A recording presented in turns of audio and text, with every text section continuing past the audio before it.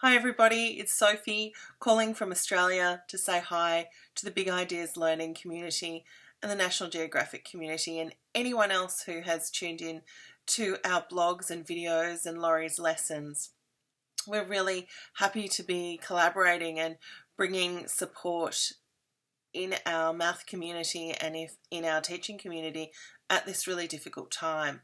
Certainly here in Australia, we're all on school holidays at the moment, but finished term, our first term, with a very, very fast wind up in order to be taking lessons from home and teaching remotely. So teachers are working throughout the school holidays so that they can start next term at the beginning of next week with lessons that they can start term 2 with.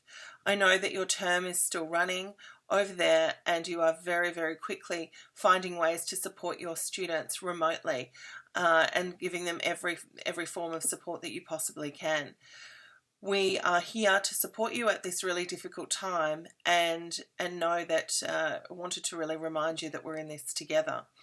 I wrote a blog on Friday that talked briefly about feedback and the importance of feedback. One of the things that I recommended was using exit tickets, and exit tickets are a great way that teachers can get feedback from their students about their learning, but also gain insight into the students' thoughts and mind about their teaching remotely as well. So are they understanding that content that you are providing to them at this time?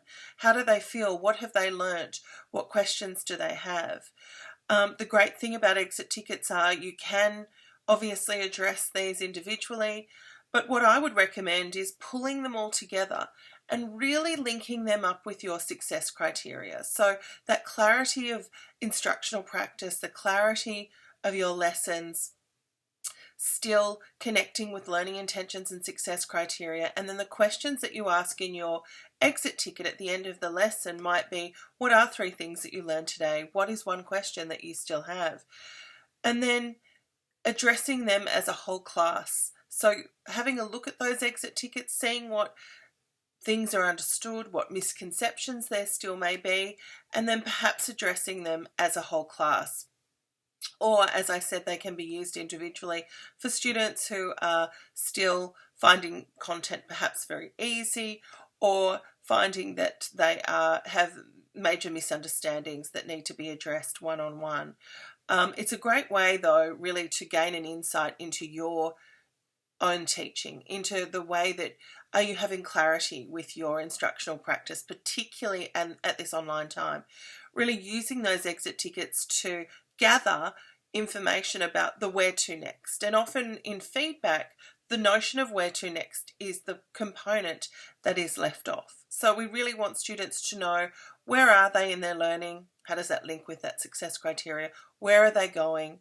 How are they going to get there? But importantly, what is that where to next? And so the where to next is going to be indicated through these exit tickets that your students are giving back to you.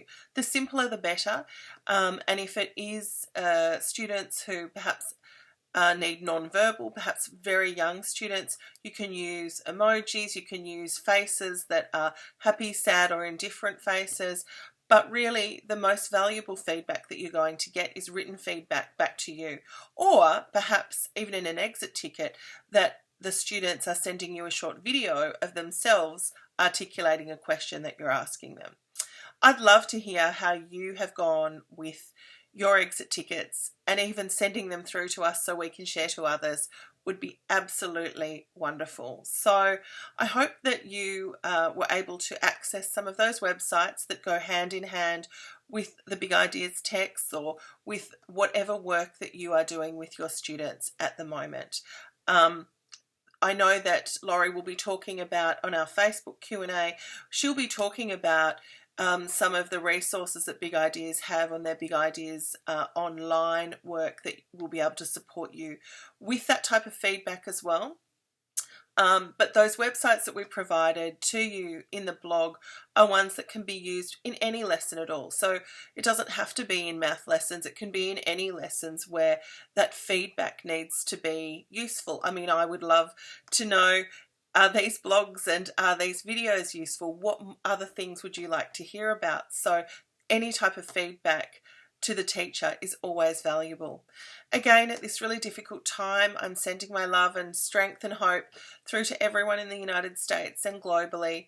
I'm thrilled to be working with this team who is really trying to provide every level of support that they can at this difficult time and at this time of distant and remote learning.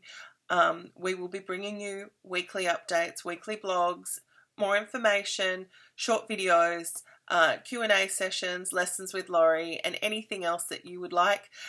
Definitely send an email to Big Ideas Learning or National Geographic Learning. Get in touch with your person that you can connect with, and we will keep providing this support to you. My heart goes out to all of you, and I will see you very soon in next week's video.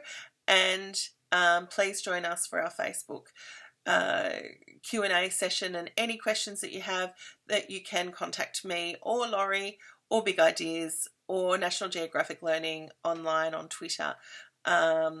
And all of those details can be made available to you. I'll see you very soon. See you next week. Have a terrific week, everybody. Bye.